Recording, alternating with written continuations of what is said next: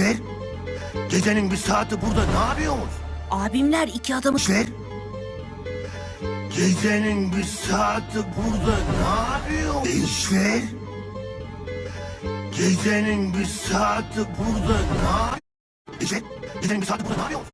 Gençler, gecenin bir saati burada ne yapıyorsunuz?